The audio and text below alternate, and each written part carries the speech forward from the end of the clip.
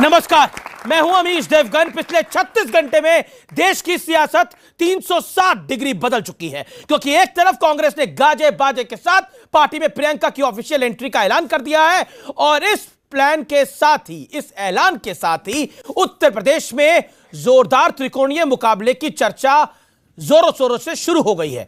सवाल यह उठ रहे हैं कि प्रियंका फैक्टर का नुकसान बीजेपी को ज्यादा होगा या फिर एसपी बीएसपी गठबंधन को।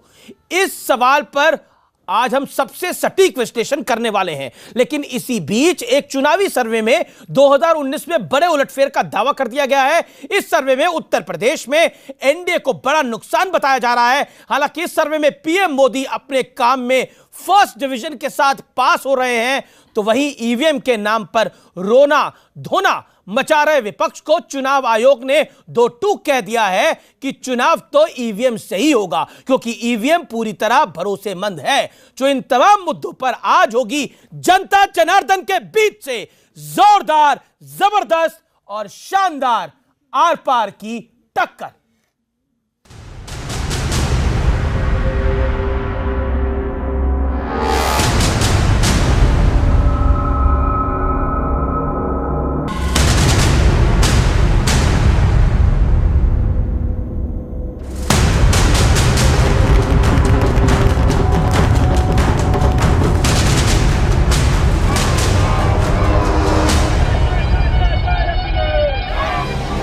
पिछले 2 दिन की सियासत में 2019 का पूरा खेल बदल चुका है। एक तरफ कांग्रेस को प्रियंका पावर मिली है, तो दूसरी ओर चर्चा ये शुरू हो गई है कि प्रियंका की एंट्री से उत्तर प्रदेश में किसका नुकसान हो सकता है। ये सवाल किसी दल का नहीं है, सवाल लोकतंत्र पे भरोसे का है। मायावती अखिलेश के गठबंधन का या फिर भारतीय जनता पार्टी का। क्या आपको लगता है ये जो मूव हुआ है, क्योंकि आप कहते थे जब आप उत्तर प्रदेश में कांग्रेस की कैंपेन को लीड कर रहे थे कि प्रियंका गांधी वाड्रा अगर आएंगी तो बदलाव होगा, आज आपने ट्वीट भी करा, what is your take? Congress party की कमान उत्तर प्रदेश में प्रियंका जी के पास है या प्रियंका जी उसमें एक बड़ी भूमिका निभा रही हैं, तो उसका डेफिनेट फायदा कांग्रेस पार्टी को हो सकता है। लेकिन इसी बीच आज तक कार्वी इनसाइट्स के सर्वे ने 2019 की सियासत में बड़े फेरबदल का दावा कर दिया है। इस सर्वे के मुताबिक उत्तर प्रदेश में एसपी बीएसपी गठबंधन का असर होता दिख रहा है। सर्वे के मुताबिक 2019 चुनाव में एसपी बीएसपी आरएलडी गठबंधन को 58, एनडीए को 18 और कांग्रेस को मात्र 4 सीट मिलने की संभावना है। सर्वे तो यहां तक दावा करता है कि अगर एसपी बीएसपी आरएलडी के साथ कांग्रेस भी जुड़ जाए तो एनडीए 5 सीटों पर सिमट सकती है और महागठबंधन के लिए सीटों का आंकड़ा 75 तक पहुंच सकता है। हालांकि इसकी संभावना नहीं है, क्योंकि माया अखिलेश ने पहले ही कांग्रेस से किनारा कर लिया है। लेकिन सर्वे में बीजेपी के लिए बड़ी बात यह भी है कि 68% जनता पीएम मोदी के काम से पूरी तरह से संतुष्ट है या फिर संतुष्ट है और असंतुष्ट लोगों की संख्या मात्र 15% है। यानी पीएम मोदी अपने काम में फर्स्ट डिवीजन के साथ पास हुए हैं। सीएम योगी के काम से भी 57% लोग पूरी तरह संतुष्ट हैं या फिर संतुष्ट हैं। तो सिर्फ एक ही विनंती कांग्रेस से भी ये रहेगी, इसलिए कि हम सबकी लड़ाई भारतीय जनता पार्टी के खिलाफ है, तो कहीं ऐसा न हो कि उत्तर प्रदेश में सभी जगहों पर राहुल के कहने के मुताबिक अगर वो उम्मीदवार खड़े करते हैं तो उससे एंटी बीजेपी वोट्स तकसीम न हो जाएं और उसका फायदा बीजेपी को न मिले। हालांकि सर्वे में प्रियंका फैक्टर नहीं जुड़ा है, लेकिन सवाल ये उठ रहा है कि प्रियंका की आधिकारिक एंट्री से यूपी में माया अखिलेश के गठबंधन को ज्यादा नुकसान होगा या फिर बीजेपी को। अगर राहुल गांधी जी को कांग्रेस के अध्यक्ष पद से हटा करके प्रियंका गांधी जी को अध्यक्ष की कुर्सी सौंप दी जाती तो मैं ये मान सकता हूं कि 1000-2000 वोट का अंतर रायबरेली और अमेठी में आ सकता था। लेकिन बाकी उत्तर प्रदेश में कोई प्रभाव नहीं पड़ेगा। और इसी बीच ईवीएम का रोना रो रहे विपक्षी दलों को भी झटका लगा है, क्योंकि चुनाव आयोग ने 2 टूक कह दिया है कि 2019 का चुनाव ईवीएम से ही होगा। तो इन तमाम मुद्दों पर आज जनता के बीच होगी आर पार की टक्कर। प्रियंका ने बिगाड़ा किसका खेल? 2019 में कौन पास कौन फेल? तो आप देख रहे हैं देश का सबसे ज्यादा देखे जाने वाला डिबेट शो आर पार की टक्कर। और आज पैनल में मेरे साथ है डॉक्टर संबित पात्रा, बीजेपी के कद्दावर प्रवक्ता, उनका स्वागत है। शुभ्रास्त्रा है, पेशे से लेखिका है, अपनी विचारों को बखूबी रखते हैं, उनका स्वागत है। मेरे साथ इस चर्चा में राजकुमार भैटी है, वरिष्ठ नेता समाजवादी पार्टी के। आलोक शर्मा है, प्रवक्ता कांग्रेस पार्टी के, उनका भी स्वागत है। तो आज के विषय हैं 3 महत्वपूर्ण। पहला प्रियंका गांधी फैक्टर, दूसरा ओपिनियन पोल और तीसरा ईवीएम के रोने पर अब क्या ब्रेक लग जाएगा। मैं शुरू करता हूं संबित पात्रा आपसे। ओपिनियन पोल आता है प्रियंका फैक्टर से पहले का ओपिनियन पोल, जिसमें आपकी हालत को टाइट बताया जाता है उत्तर प्रदेश के अंदर। और कांग्रेस पार्टी नारा लगा रही है, ढा देंगे मोदी की लंका, बहन प्रियंका, बहन प्रियंका। सवाल है ये जी। नहीं, पहली बात तो है कि जो आपने सर्वे की बात की है वो सर्वे जनवरी 8 तक का है। 10% जो आरक्षण का विषय है वो उसके बाद का है, इसलिए वो फैक्टर भी नहीं आया है। जहां तक प्रियंका फैक्टर आई नहीं है, आपने कहा सर्वे में, आपने खुद अपने रिपोर्ट में दिखाया कि आधिकारिक रूप से प्रियंका अब कांग्रेस में आई है। इससे पहले वो अनऑफिशियली तो थी, कैंपेनिंग भी करती थी, वो सारा कुछ करती थी। मैं तो बधाई भी देता हूं कि अच्छी बात है। आप माफ कीजिए, टोक रहा हूं। प्रशांत किशोर को आपने सुन लिया, उन्होंने बोला आप ही के गठबंधन के साथी हैं, उपाध्यक्ष जेडीयू के, कह रहे हैं प्रियंका फैक्टर का फायदा तो कांग्रेस को होगा। यहां तो वो उधर जा रहे हैं। नहीं, आपको मैं कहूंगा, आपको आता हुआ नहीं देख रहे हो। नहीं, आपको मैं कहूंगा कि अपने टेप को जरा रिवाइंड करके देखिए। हम लोग पॉलिटिशियंस हैं, एक एक शब्द को हम सुनते हैं। प्रशांत किशोर जी ने कहा कि हो सकता है, हो सकता है। देखिए, पॉलिटिशियंस तो ऐसे ही कहेंगे, हो सकता है, हो भी नहीं सकता है। आपको कहीं का नहीं छोड़ेंगे, बीच में छोड़ देंगे। इसलिए आप जो है वो प्रशांत किशोर जी की बात पे मैं सम्मान करता हूं। हम तो सभी को सुनते हैं, आपको भी सुनते हैं, उनको भी सुनते हैं, राहुल जी को भी सुनते हैं, हो मोदी जी सकता को भी सुनते हैं। बिल्कुल सुनना चाहिए, अच्छी बात है, हो सकता है का। देखिए, मैं सिर्फ इतना पूछना चाहता हूं, 21वीं शताब्दी का भारत है। इस मंच पे भाटी जी भी बहुत युवा हैं, हम सब युवा लोग खड़े हैं, और जो डिबेट कर रहे हैं वो भी युवा हैं, युवा बैठे भी हुए हैं। हम 21वीं शताब्दी के भारत में क्या डिस्कशन कर रहे हैं कि एक परिवार से जो व्यक्ति, मैं बहुत सम्मान करता हूं प्रियंका जी का, जो व्यक्ति पहले से ही अनऑफिशियली राजनीति में थी, वो अगर मैदान में उतर जाएंगी तो कमाल हो जाएगा।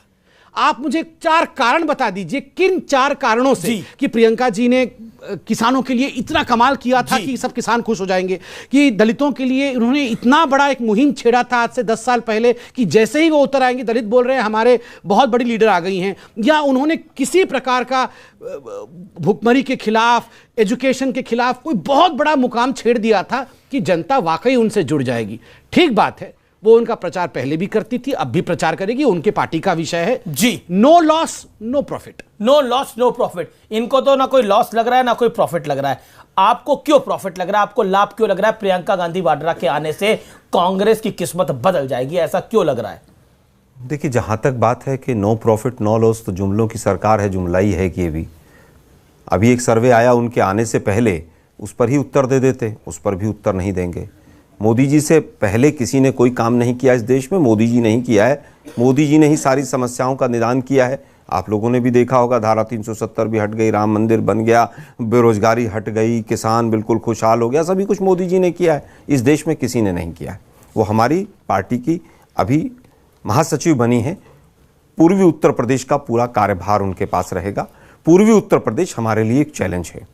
अभी उत्तर प्रदेश में भी और केंद्र में भी, दोनों जगह बीजेपी की सरकार वो राहुल जी काम नहीं कर पा रहे थे, इसीलिए प्रियंका गांधी क्या मोदी जी के यहाँ पर जो 15 उपाध्यक्ष हैं, क्या अमित शाह जी काम नहीं कर पा रहे हैं इसलिए 15 उपाध्यक्ष हैं? क्या वहां पर जो बहुत सारे जनरल सेक्रेटरी हैं, क्या वो इसलिए हैं कि अमित शाह जी काम नहीं कर पा रहे हैं? नेशनल पार्टीज जो हैं वो हमेशा अपने पार्टी के पूरे ढांचे के साथ चलती हैं। आपकी पार्टी में भी कितने महासचिव बने, इनकी पार्टी में भी कितने महासचिव सचिव बने? इतना ढोल धमाका आपने देखा? देखिए, वो बनते ही सबसे बड़ा नेता देश का बनते हुए वो कार्यकर्ताओं तो प्रियंका गांधी वाड्रा बनी है, इसीलिए हो रहा है। जो भी जनरल सेक्रेटरी बनता है तब भी ऐसा होता है। लेकिन आज मुद्दा ये है, बीजेपी इतनी बौखला क्यों रही जी? बीजेपी की बौखलाहट का कारण क्या है? अभी इन्होंने कहा, ठीक है, वो अपनी बौखलाहट का कारण बताएंगे। आप इतने खुश क्यों हैं? आप इतने खुश क्यों हैं? आप इतने खुश क्यों हैं? जी, अभी आप इतने खुश क्यों? बीजेपी के प्रवक्ता महोदय ने कहा कि ये 10% का जो आरक्षण दिया उससे पहले का सर्वे, मतलब पूरी सरकार 5 साल में 10% के आरक्षण पर वोट मांगेगी जाकर।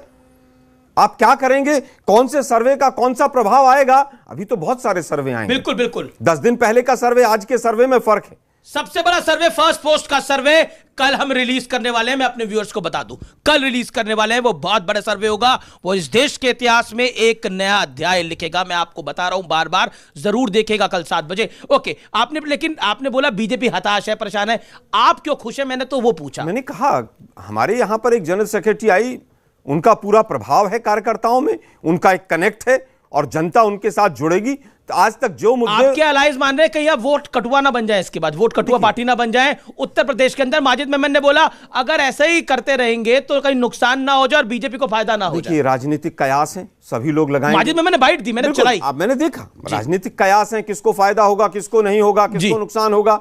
हम गठबंधन का सम्मान करते हैं, हम भाजपा का जो गठबंधन है उसका भी सम्मान करते हैं, जिसमें 45 पार्टियां हैं। उत्तर प्रदेश में अगर सपा बसपा है उसका भी सम्मान करते हैं। हम किसी के नुकसान के लिए चुनाव नहीं लड़ रहे हैं। नहीं, पर अगर आपको फायदा होगा तो नुकसान तो होगा ना। ऐसा नहीं, देखिए हम कांग्रेस पार्टी, देखिए हम अपने फायदे के लिए चुनाव लड़ रहे हैं, हम अपनी आइडियोलॉजी के लिए चुनाव लड़ रहे हैं, हम देश में सत्ता में आने के लिए चुनाव लड़ रहे हैं। देश में सत्ता में आने के लिए चुनाव लड़ा जा रहा है। बताइए संबित पात्रा। एक सवाल मुझसे पूछा गया कि 10% के रिजर्वेशन के पश्चात, जो मैंने कहा ना ये जो अभी सर्वे हुआ उससे पहले का है, तो मुझ पे तंज कसा गया कि क्या काम सिर्फ 4.5 सालों में इतना ही किया था जो घबरा गए।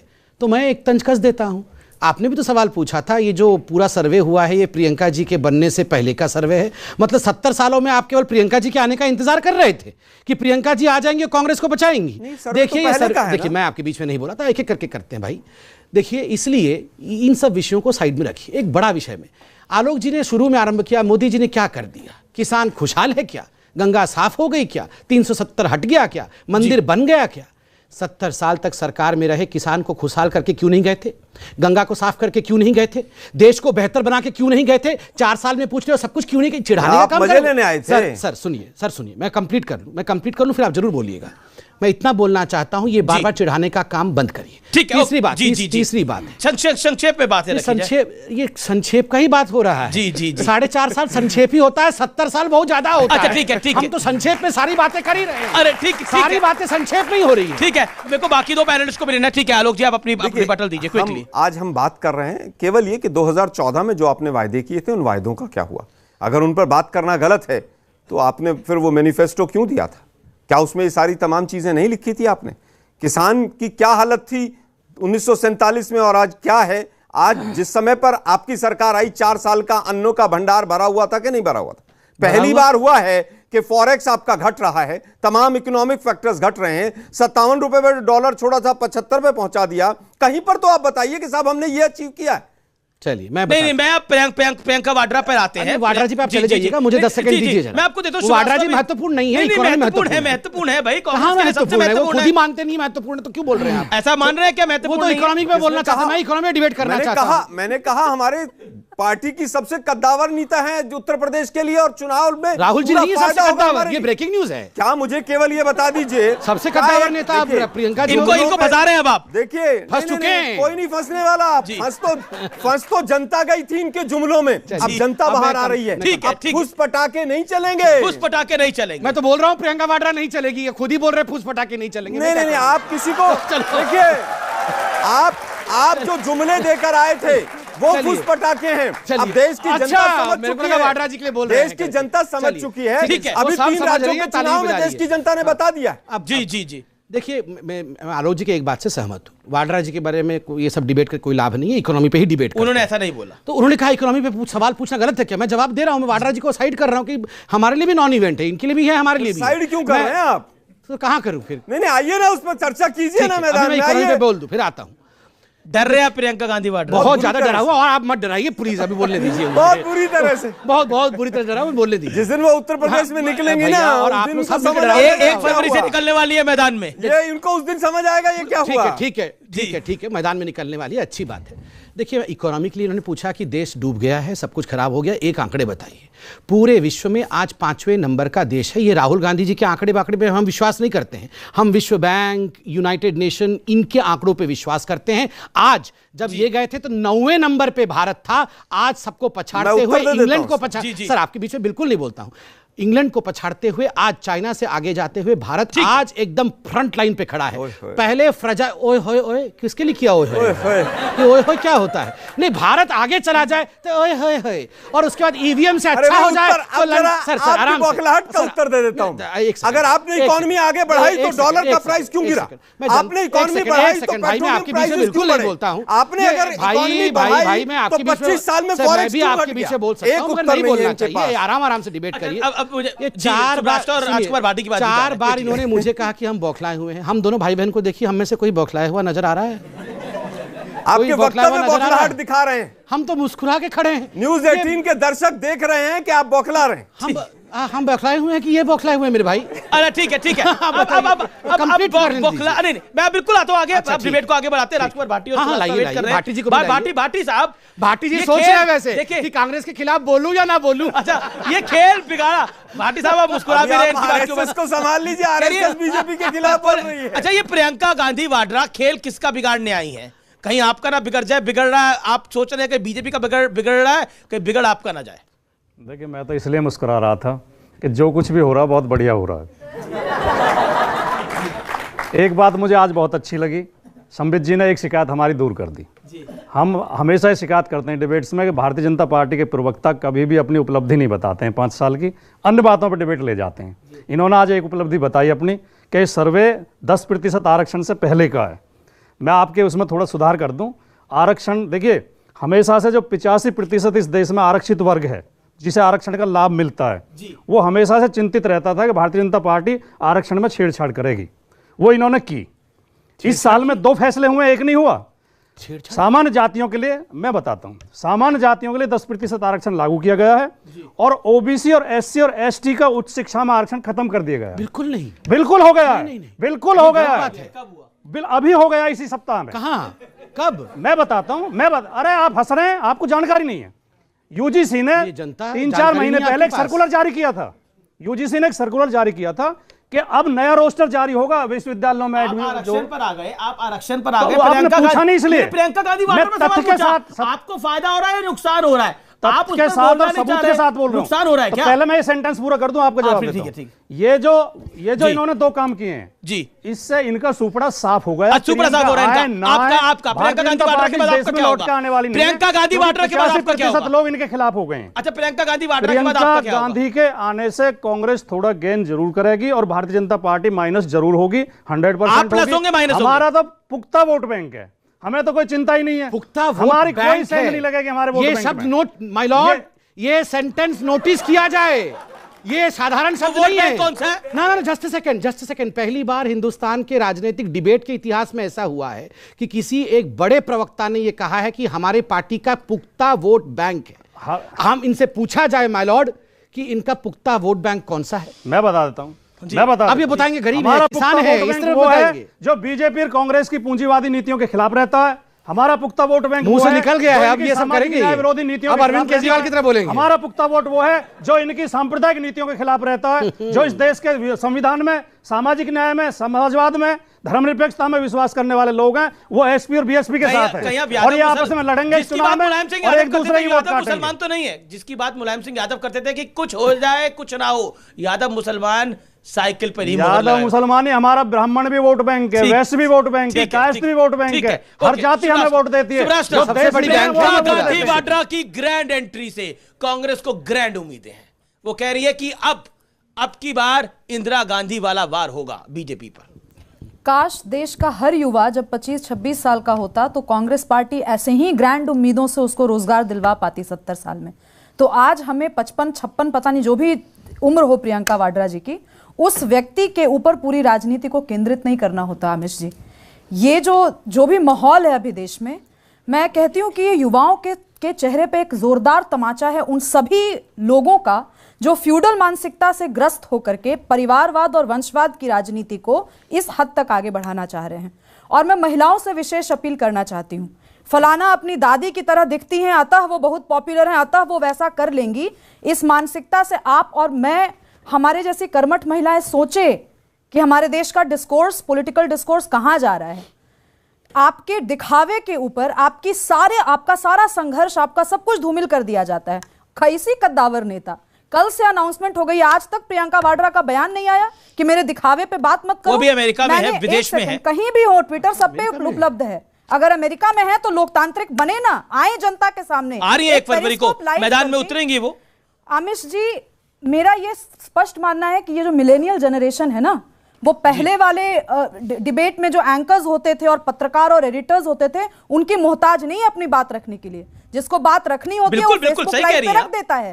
रखती कहते हैं कि कोई व्यक्ति मुझे मेरी दादी से कंपेयर नहीं करेगा, कहेगा कि प्रियंका वाड्रा ने लैंड स्कैम जो मेरे पति का हुआ। लेकिन क्या 19 में प्रियंका गांधी वाड्रा भारी पड़ रही हैं? मैं बिल्कुल भी नहीं पड़ रही हैं। भारी पड़ सकती हैं, मुझे नहीं पता भारी पड़ सकती हैं या नहीं। मैं भी प्रशांत किशोर जी वाली बहुत सेफ लाइन ढूंढ सकती हूं, पर मैं नहीं ढूंढूंगी आमिश जी। स्पष्ट रूप से कह रही हूं, इस देश के युवा के चेहरे पे जोरदार तमाचा है इस तरह का डिस्कोर्स, और हमें पूछना होगा कि 55 साल के नेताओं की एंट्री बोल लेने दीजिए, इसके बाद मौका नहीं मिलेगा मुझे बोलने में मौका मिलेगा। बिल्कुल, हमारी डिबेट में भले ही मिले, इस डिबेट में भले ही मिले, सियासत में हम जैसे लोगों की आवाज गुम हो जाती है जी। जानना पड़ेगा हम लोगों को कि आखिर ऐसी कौन सी पॉलिसी में प्रियंका वाड्रा ने कौन सा अपना एक जुगत लगाई हो, 15 साल का संघर्ष किया हो। बहुत सवाल उठाए गए कि फलाना पार्टी में क्या होता है, ढिमकाना में क्या होता है। मैं तो इतना ही जानती हूं, आज तक कांग्रेस पार्टी का एक भी प्रेसिडेंट, अगर नेहरू और गांधी परिवार से ना रहा हो,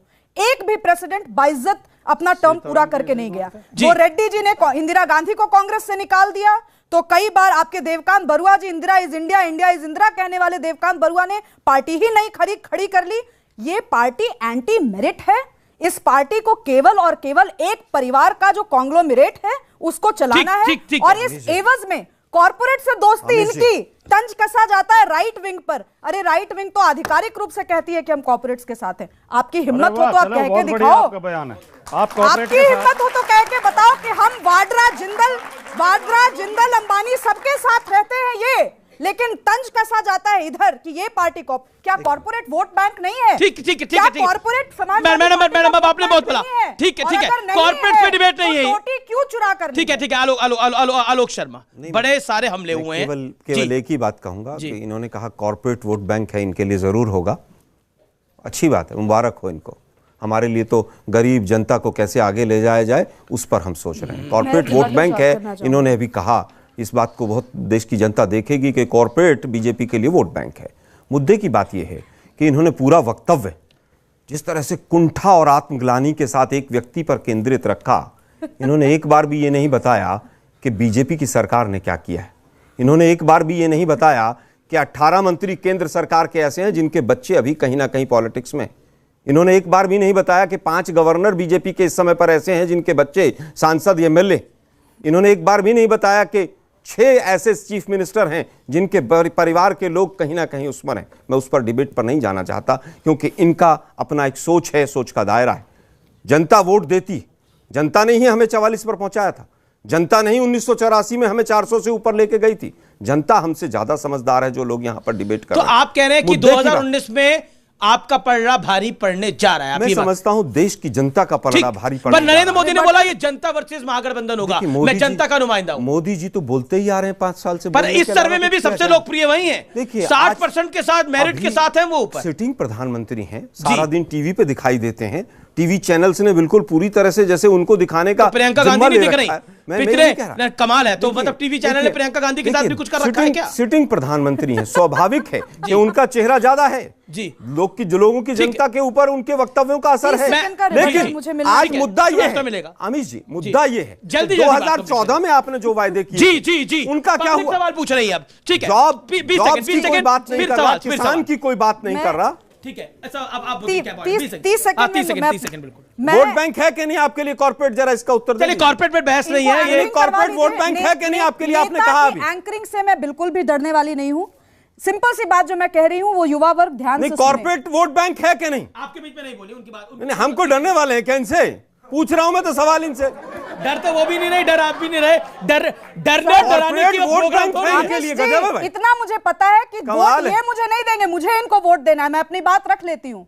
इस देश में जितना वोट बैंक किसानों का है, उतना ही वोट बैंक कॉर्पोरेट्स का है। अगर आज अनिल अंबानी भी वोट करते हैं ना, तो उस अनिल अंबानी के वोट के लिए 4 लोग लाइन लगाते हैं, चाहे वो किसी पार्टी के प्रवक्ता हो। देश के 9 लोगों के पास इस देश की आधी संपत्ति है जिसकी ये वकालत कर रही है। देश के 9 लोगों के पास देश की आधी संपत्ति है, ये उनकी वकालत कर रही है। ये कॉर्पोरेट हाउसेस को किसानों से कंपेयर कर रहे हैं। जो गरीब लोग हैं, ये सोच है, जो 20 रुपए रोजाना कमाते हैं, उनकी वकालत नहीं करते बीजेपी। ये क्या वो कह रहे हैं रॉबर्ट वाड्रा कॉर्पोरेट है, ये कह रहे हैं रॉबर्ट वाड्रा कॉर्पोरेट है, ये कह रहे हैं अनिल अंबानी और किसान बराबर है। अगर रॉबर्ट वाड्रा कॉर्पोरेट है तो फिर प्रियंका वाड्रा क्या हुई? मुझे केवल ये बता दीजिए। जी ठीक है। नहीं, अनिल अंबानी और किसान बराबर हैं। अच्छा ठीक है, संबित पात्रा की टर्न जी। नहीं, एक सेकंड, अनिल अंबानी और किसान बराबर हैं। अरे ठीक है, संबित बोलिए, संबित अपनी बात रखिए। देखिए एक सेकंड, हम लोग सब आराम से बौखलाहट जो है वो चरम पर है। ठीक है, बहुत और निश्चित रूप से अनिल अंबानी और किसान बराबर है। आत्मग्लानि में भी हो, इसलिए क्योंकि 70 साल में हमारे जितने भी जो प्रवक्ता हैं, जितने भी जो हमारे पॉलिटिशियंस हैं, जितने भी जो हमारे पूरे थाती बिल्कुल ही कद्दावर जो भी संपादक लेखक सब थे, उन्होंने ऐसे पार्टी को और ऐसे पार्टी को प्रमोट किया। अच्छा ठीक है, सारा मीडिया दोषी था। ठीक है, ओके, संबित पात्रा 40 सेकंड, फिर पब्लिक का सवाल है। देखिए, एक ही नारी है हमारे बीच में, वो अगर कह रही है तो सुन लीजिए, आराम से सुन लीजिए, कम से कम ऐसे लड़ाई झगड़ा मत करिए।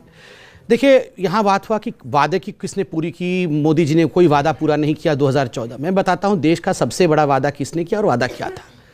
इंदिरा गांधी जी की तरह दिखती है ना प्रियंका जी, यही कहा गया, गरीबी हटाओ मैं गरीबी हटा दूंगी इंदिरा गांधी, गरीबी हटाओ मैं गरीबी हटा दूंगा राजीव गांधी, गरीबी हटाओ मैं गरीबी हटा दूंगी सोनिया गांधी, गरीबी हटाओ राहुल गांधी। क्या किया गरीबों के लिए? अब आके पूछ रहा है कहाँ है गरीबी, तो अभी भी देश में है। अरे शर्म करो, शर्म करो। 70 वर्षों तक अपने प्राइवेट लिमिटेड कंपनी, जो सबसे बड़ी कॉर्पोरेट इंडस्ट्री है, वो गांधी परिवार है। क्या अंबानी की बात करते हैं आप? ये अंबानियों के बाप है, ये लुटेरे, लूट रखा है देश को इन्होंने, और यहाँ आके बोलते हैं कॉर्पोरेट के हम खिलाफ है, हम ऐसे हैं, हम वैसे हैं। क्या मजाक? सुनिए, मैं आपको एक बात बताता हूँ, मैं आपको इसका एग्जाम्पल देकर जाता हूँ। Huffington post, richest women, 4th richest women of the world, Sonia Gandhi. क्या काम किया सोनिया गांधी जी ने जो 4th richest women of the world बन? जवाब आप मुझे बताइए, आज कौन सी इंडस्ट्री है उनकी, कौन सी खेती है उनकी, कौन सा जमीन जोत दिया उन्होंने? ठीक है, नहीं ये उत्तर मुझे आज कांग्रेस के प्रवक्ता से चाहिए। कांग्रेस के प्रवक्ता देते हैं corporate industry, Gandhi corporate industry, उत्तर दूंगा। कांग्रेस के प्रवक्ता को जवाब देना पड़ेगा, लेकिन इन्हें भी देना पड़ेगा। जय साहा ने 6 महीने में 80 करोड़ रुपए कैसे कमाए? अरे डिफॉर्मेशन केस चल रहा है, कोर्ट को सम्मान करो, फिर ये जवाब देंगे। अमीश जी, ये बौखलाहट, ये चिल्लाहट, हम तो पूरे बौखलाए। देखिए हालत क्या हो रही है, आप उत्तर दो ना। मुझे केवल ये बता दीजिए, 4th रिचेस्ट वुमेन बीजेपी ने बना दिया क्या? कौन से सर्वे में आ गया भाई? कौन से आंकड़े ले आए? अरे हफिंगटन पोस्ट में नाम भी बताया आपको, अभी गूगल करके देख लीजिए। आप किसी का भी नाम कहीं से उठाकर ले आए। आप सत्ताधारी दल के प्रवक्ता हैं, इतनी बौखलाहट ठीक नहीं है, तथ्यों को ठीक करें। लोग यहाँ पर ताली बजा के चले जाएंगे, उनसे रोजगार नहीं मिलेगा लोगों को। जी, ताली ये लोग हैं, ये ताली भी ना बजाए भैया, ताली मत बजाना। सवाल नहीं है क्या ये? ताली मत बजाना भैया। सवाल। अमीश जी, ये लोग नहीं है तो और क्या है? ये लोग हैं और ये ताली भी नहीं बजाए। और मुझे केवल ये बताइए कि ताली बजाने से, वोटर भी हैं। अगर ताली बजाने से रोजगार मिलता हो तो सारा दिन बैठ के ताली बजाइए। ताली सिर्फ तब बजाइएगा जब प्रियंका जी प्रमोशन हो, तभी ताली बजाना। आ गई आंधी। प्रियंका गांधी पर वापस है, हम लोग के ताली मत बजाना, सिर्फ प्रियंका जी का नाम जब ले तब ताली बजाना। एक छोटा सा सवाल है कि जितनी भी जनता है वो ईवीएम मशीन से वोट देती है, वोट देने के बाद जिसे वोट देती है वो जीतती है, जो पार्टी हार जाती है वो ईवीएम पर दोष लगा देती। तो इसका मतलब है जो जनता ने जो वोट दिया, क्या उसके प्रति जो है ये अपना जो है रोष दिखा रहे हैं कि जनता ने उनको वोट नहीं दिया? आप इसका जवाब दे दीजिए। अब चले जाइए, बैंकर मत बन जाइएगा। अब ये भाटी साहब, अभी लंदन में जो कुछ हुआ, जिसमें कपिल सिब्बल वहां पर पहुंच गए, बड़े सारे सवाल खड़े हो गए कि एक शख्स आया काला कपड़ा डाल के, सूजा राम का व्यक्ति, वो कहता है कि इस देश का लोकतंत्र हैक हो रखा है, और कहीं ना कहीं ईवीएम पे सवाल खड़े शुरू होने हो गए। आज चीफ इलेक्शन कमीशन ने बोला कि ईवीएम सही है और जिसको वोट डाला जाता है उसी को पड़ता है। अब नहीं, आपको 2017 में वोट डाला तो क्या कर लेगी? मैं इनकी थोड़ा सा जानकारी बढ़ा दूं। इलेक्ट्रॉनिक वोटिंग मशीन पर हर समय में हर पार्टी ने सवाल उठाए, कोई पार्टी ऐसी नहीं है। 2009 में सबसे पहले भारतीय जनता पार्टी ने प्रश्न चिन्ह लगाया था और बाकायदा किताब लिख लिख कर लोकसभा में चिल्ला चिल्ला के लगाया था।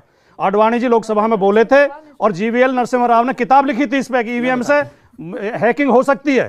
दूसरी बात ये सब कर रहे हैं। नहीं, दूसरी बात बोलने दे आप, 10-20 सेकंड दीजिए। नीदरलैंड में और जर्मनी में इलेक्ट्रॉनिक वोटिंग मशीन से चुनाव होता था, वहां लोग सुप्रीम कोर्ट तक गए, वहां पे इसे रिजेक्ट कर दिया गया। आप इलेक्शन कमीशन पे ज्यादा भरोसा करते हैं या शूजा पे भरोसा करते हैं? तीसरी बात, चुनिए एक को ना, अभी एक को, शूजा या इलेक्शन कमीशन? देश शूजा को मैं जानता नहीं ना, मुझे उस पर कोई भरोसा है, लेकिन ईवीएम पे संदेह है।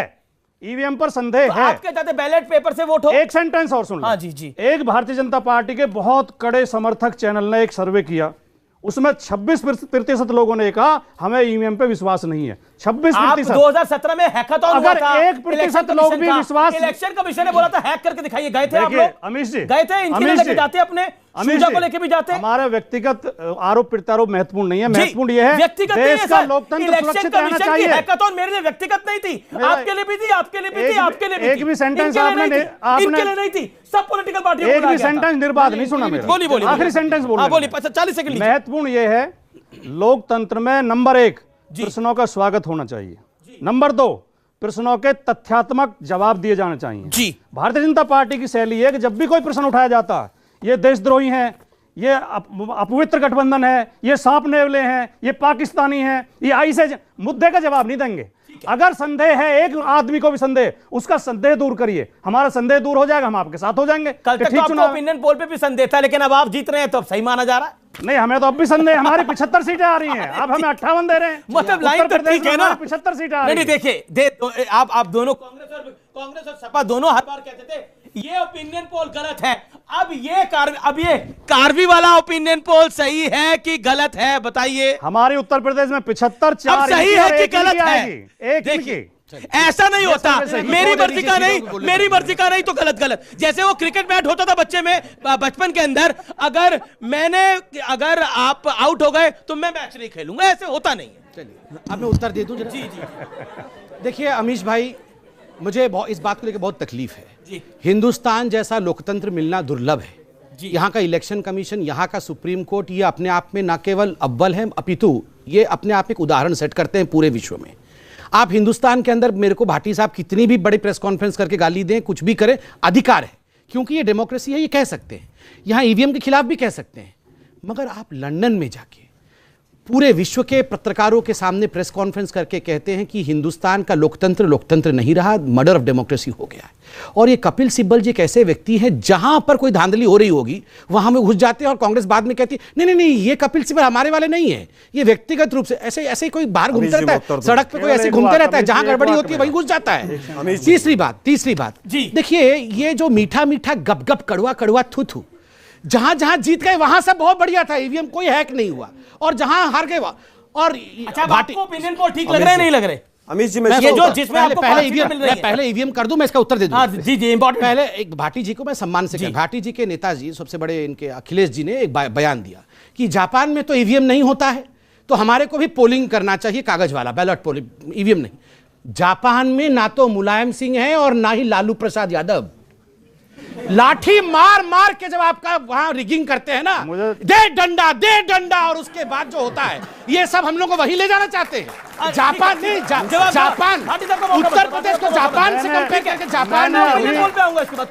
मेरी बात इन्होंने पुष्ट कर दी। मैंने अभी कहा था बीजेपी के प्रवक्ता जवाब नहीं देते हैं, व्यंग कसते हैं। तो व्यंग कैसा? देखिए सुनिए, इलेक्शन कमीशन आपकी जानकारी बढ़ा दूं, बुलाया, संबित जी, मैं आपके बीच में नहीं बोला, मैं आपके बीच में नहीं बोला। चूजा को लेकर चले जाते हैं वहां पे।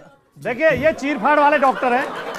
तो क्या सूजा ये संबित जी जो है चीरफाड़ वाले डॉक्टर है, पढ़े लिखे वाले डॉक्टर नहीं है, इन्हें ये जानकारी नहीं है। बहुत बदमाश हैं। हाँ, आप ही अच्छे हैं, आप चीरफाड़ वाले डॉक्टर हो।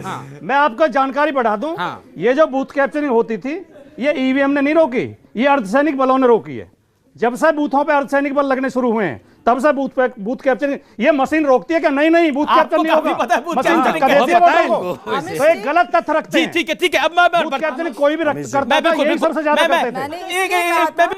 मैंने इसलिए कहा था कि राजनेताओं के बीच जो असली लोग होते हैं वो हाशिए पे खड़े, मैं बिल्कुल हाशिए पे नहीं खड़ी। आपको भरपूर मौका मिला है। आलोक शर्मा, ये कपिल सिब्बल गाए बगाए आप लोगों को फंसा देते हैं। आज इलेक्शन कमीशन ने बोला ईवीएम पे हर हाल में वोट डाला जाएगा, कांग्रेस भी चाहती है ईवीएम रहे, तो ये शूजा की प्रेस कॉन्फ्रेंस में कपिल सिब्बल क्यों दिख गए? देखिए, मैं समझता हूं ईवीएम एक बहुत संवेदनशील विषय। आप कहते हैं साहब ईवीएम का सम्मान होना चाहिए, इलेक्शन कमीशन का सम्मान होना चाहिए, तो अडवाणी जी को और जीवीएल को दोनों को पार्टी से सबसे पहले बाहर होना चाहिए कि नहीं होना चाहिए? जिन्होंने किताबें लिखी उस पर आज 100 से ज्यादा केस विभिन्न न्यायालयों में ईवीएम से रिलेटेड चल रहे हैं कि नहीं चल रहे हैं? क्या एक विधानसभा की सारी ईवीएम हाईकोर्ट में जमा है कि नहीं? ईवीएम के ऊपर सवाल हैं। हम इलेक्शन कमीशन का सम्मान करते हैं। माननीय राहुल गांधी जी ने जिस दिन हम शूजा का भी सम्मान करते हैं। शूजा मैं नहीं जानता कौन, तो कपिल सिब्बल क्यों थे? कपिल सिब्बल बताएंगे। मुद्दे की बात यह है, कपिल सिब्बल आपके नेता हैं। मुद्दे की बात यह है, जिस दिन हम तीनों राज्यों के चुनाव जीते, माननीय राहुल गांधी जी से आप पत्रकार बंधुओं ने सवाल पूछा और उन्होंने सीधा जवाब दिया कि ईवीएम का सवाल वहीं का वहीं खड़ा हुआ है। अगर ईवीएम में गड़बड़ हो सकती है, हो सकती है, तो उसका निराकरण क्यों? यहाँ पे इलेक्शन कमीशन ने तो आपको रोका नहीं, आपने दरवाजा खटखटाया, उन्होंने जवाब दिया, तो ये शूजा की जरूरत क्यों थी? एक व्यक्ति काला कपड़ा डाल के बताएगा मेरे देश का लोकतंत्र हैक्ड है, वो ये बोल रहा है 2009 से लेकर 2014 तक इस देश के तमाम चुनाव हैक्ड हुए हैं और कपिल सिब्बल वहां मौजूद है। यहाँ तो हालत ये भी हुई है कि पहली बार सुप्रीम कोर्ट के 4 जजेस ने आकर बाहर आकर क्या कहा, वो भी कैसे कंपेयर कर सकते हैं? देश के अंदर का वो लंदन में शूजा कह रहा है, काला कपड़ा डाला हुआ था जजेस ने। देखिए, मैं समझता हूं कि आज वो और ज्यादा दुर्भाग्यपूर्ण है कि सुप्रीम कोर्ट के जज यहां पर आकर बाहर आकर बात कर रहे हैं। ठीक है, सवाल। मैं ब्रिलियंट एकेडमी ऑफ लर्निंग से आई हूँ और मेरा सवाल है कांग्रेस के जो हैं शर्मा जी उनसे कि ये जो आप लोग सभी कह रहे हैं कि प्रियंका जी आई हैं तो नया जान आ जाएगा कांग्रेस में, तो क्या वो 2G कोलगेट ये सब को ढक के और जो मोदी जी ने गांव-गांव तक विकास पहुंचाया तो इसको वो क्या कर पाएंगे, कैसे कवर करेंगी? 2 सवाल इन्होंने पूछे, बोला स्कैम वर्सेस विकास पूछा, स्कैम की बात पूछी इन्होंने जी। 2G के ऊपर सबको क्लीन चिट किसके शासन में मिली? मोदी जी के शासन में मिली। हमने केंद्रीय मंत्री को जेल में डाला, लेकिन 2G में अगर किसी को क्लीन चिट मिली तो वो मोदी जी के समय पे मिली, हमारे वो कह रही है मोदी जी के विकास के आगे प्रियंका का करिश्मा क्या होगा? दूसरा सवाल मैंने सुन लिया साहब, जल्दी जवाब। दूसरा सवाल इन्होंने विकास का कहा जी। जॉब इंडेक्स पिछले 30 साल में लोएस्ट है जी। विदेशी मुद्रा भंडार लोएस्ट है, रोजगार के मामले में लोएस्ट है। पहली बार हुआ है कि विदेशी मुद्रा भंडार $30 बिलियन घटा है। आप बताइए कहां पर है? मनरेगा में सभी का कहना है, मेरी बहन एक अंतिम बात कह रहा हूं, प्लीज लिसन कि मोदी जी कहते हैं पकौड़े तलो, ठीक है, अगर एबिलिटी है तो पकौड़े तल के भी हम देश को आगे बढ़ा सकते हैं। देखिए, मैं समझता हूं ठीक है, बहुत अच्छी बात कही नहीं कि पकौड़े तल के भी देश को आगे बढ़ाया जा सकता है। पकौड़े तलना कोई बुरा काम नहीं, लेकिन देश का प्रधानमंत्री रोजगार के नाम पर अगर पकौड़े तलने की बात करे और कहे कि नाली से गैस निकलेगी तो दुर्भाग्यपूर्ण है जी। संबित पात्रा, शुभ रास्त्रा, राजकुमार भाटी और आलोक शर्मा और जनता जनार्दन एक बार फिर अपने लिए ताली बजाइए। और मैं संबित पात्रा आपका रुख करता हूं। चले, कई सारे सवाल उठे ईवीएम को लेकर, शूजा सब पर सवाल हो गए, लेकिन अब एक ओपिनियन पोल मेरे पास है और मैं उसके आंकड़े आपको बताना चाहता हूं। 2019 में एनडीए बनाम गठबंधन बनाम कांग्रेस उत्तर प्रदेश की संभावित सीटें 2014 में जहां आपको 73 सीटें मिली थी, 2019 में 18 मिलेंगी। कांग्रेस को 2 मिली थी, कांग्रेस को 4 मिलेगी, यानी 2 की 4। उसके बाद एसपी, बीएसपी, आरएलडी ये खोलेंगे बड़ा आंकड़ा अपना। पहले 5 थी, अब 58 होगी, यानी अखिलेश यादव, मायावती बीजेपी से उत्तर प्रदेश के अंदर बाजी मार ही नहीं रहे, छीन भी रहे हैं। एक और समीकरण बताता हूं। 2019 में एनडीए बनाम एसपी, बीएसपी, आरएलडी और कांग्रेस, प्रियंका की एंट्री के पहले का ही सब कुछ है, प्रियंका फैक्टर इसमें कंसिडर्ड नहीं है। एनडीए 2014 में थी 73, 2019 में आपका आंकड़ा हो जाएगा 5। जो आप चिढ़ाते थे एसपी को, वो एग्जैक्टली आईना आपको देखना पड़ेगा। यानी जो राज्य नरेंद्र मोदी को बनाता है वो राज्य बीजेपी को उखाड़ फेंक रहा है ओपिनियन पोल के मुताबिक। और एसपी, बीएसपी और कांग्रेस, जो आंकड़ा आपका था उससे भी आगे। आप कह रहे थे 73 की 74 होंगी, उनकी 5 से 75 होने जा रही हैं। एसपी, बीएसपी की ताकत के सामने ओपिनियन पोल में बीजेपी घुटने टेक रही है और यह सब कुछ प्रियंका फैक्टर के पहले की स्थिति है। क्या आपको दरवाजे से लगा दिया गया है संबित पात्रा पॉलिटिकली। मतलब प्रियंका जी से पहले प्रियंका जी आ गई तो अब 100 सीट भी हो सकती है, ये आप बता रहे हैं क्या? टोटल 80 है, अब अच्छा, जितनी ठीक हो है। जाए। देखिए, 80 मैं भी हो सकती हैं मैं या इतना- 70 भी हो सकती हैं, वो तो देखिए, जनता तय करेगी सर। ये देखिए, ओपिनियन पोल है। मुझे आप जब अभी आंकड़े पढ़ रहे थे, मैं सम्मान करता हूं, मगर आंकड़े पढ़ के मुझे सवाल पूछ रहे थे तो मुझे कुछ 2 साल पहले की बात याद आ गई, 1.5 साल पहले की बात। आप याद करिए कि अखिलेश जी और राहुल जी का एक गठबंधन हुआ था साइकिल वाला जी। और आप उसके बाद आप मुझसे पूछ रहे थे कि संबित जी अब आपका क्या होगा, दीवार से लगा दिया गया है, 2 अच्छे लड़के आ गए हैं, अब आपका क्या होगा? और मैं भी घबरा गया था कि पता नहीं अच्छे लड़के आ गए, कुछ तो क्या गड़बड़ हो जाएगा। ये ओपिनियन पोल जो हुआ था, उससे पहले एक और ओपिनियन पोल हुआ था और आपने ही सवाल पूछा था अमीश जी, वो टेप निकालिए कि इससे पहले। मुझे पता है आप जो तंज मुझ पे कस रहे हैं, मैं प्यार से कह रहा हूं, प्यार से कह रहा हूं। उसमें थी कांग्रेस की 100 सीटें आएंगी, कांग्रेस और एसपी की 100 सीटों का प्लस होगा। लेकिन सुन तो लीजिए, उसके बाद नंबर्स बदले। सुन तो लीजिए, आपने उससे पहले जब उनका गठबंधन नहीं हुआ था उस समय भी ऐसे ही कहा था कि देखिए 27 साल यूपी बेहाल और घाट यात्रा करके राहुल गांधी यूपी में उतर गए हैं, आप लोगों की क्या हो। ये सब हमने फेस किया है। उसके बाद जनता ने, इन्होंने आशीर्वाद 325 गलत आपको लग रहा है? नहीं, मैं ऐसा कुछ नहीं कहूंगा। मैं कहूंगा सबसे सही और सटीक ये जनता जनार्दन होता है। इस राउंड को जनता से खोलता हूं। ओपिनियन पोल के आपने आंकड़े सुने, आप क्या कहना चाहते हैं? एक सेकंड, आप पहले सवाल पूछ चुके हैं। युवा कोई सवाल पूछना चाहता है तो आप पहले सवाल पूछ चुके। एक सेकंड, क्या सवाल है आपका? जल्दी पूछिए सवाल, जल्दी। सर मेरा सवाल आपसे है सर। नहीं सर, मेरा सवाल इनसे है सर कि आपने अभी थोड़ा देर पहले सर को बोला था कि आप चीरफाड़ वाले डॉक्टर हो, आप पढ़े लिखे डॉक्टर नहीं हो। तो सर मेरा ये कहना है कि आपके यूपी में जितने भी ऑपरेशन करते हैं वो सब बिना मतलब आप बिना पढ़ाई के। ठीक है, नहीं तो सर ये फैक्ट है सर ये बहुत बड़ा बात बोल गए और आप भी इस चीज को मेंशन नहीं करें। अरे मैं तो मेंशन करता हूं। ठीक है, जवाब दे दीजिए। देखिए अब हम पे उंगलियां उठ रही हैं। नहीं मैं अब दीजिए जवाब आप लोग। मैं देता हूं। डॉक्टर का दर्जा ईश्वर का दर्जा होता है। मेरी बेटी खुद डॉक्टर है, वो मैंने हास परिहास में कही थी और वो उसे समझ गए थे, वो कोई गंभीर बात नहीं कही थी। ऐसे हास परिहास ओपिनियन पोल से रिलेटेड कोई सवाल है? ओपिनियन पोल से रिलेटेड किसका? ओपिनियन पोल से रिलेटेड ठीक है, क्या सवाल है बताइए? मेरा संबित पात्रा जी से सवाल है सर, आखिर इतना बदलाव उत्तर प्रदेश में क्यों आया कि भी 73 सीटों से आपकी सीटें 5 पे आप सिमट रहे हो? आखिर हम लोग यहाँ नोएडा में रहते हैं, यहाँ पे योगी जी की सरकार है, उसमें आप किसी भी सड़क पे चले जाइएगा क्योंकि नोएडा वर्ल्ड का दुनिया का अच्छा शहर, भारत का सबसे नंबर 1 शहर का अवार्ड इसको मिला हुआ है। लेकिन आज स्थिति ये है कि आप किसी भी सड़क पे आप चले जाइएगा, वहां पर कोई सड़क आपको ऐसी नहीं मिलेगी जिसमें गड्ढा ना हो। ठीक है। आप 5 सीटों पे क्यों आ रहे हैं? मूलतः सवाल ये है।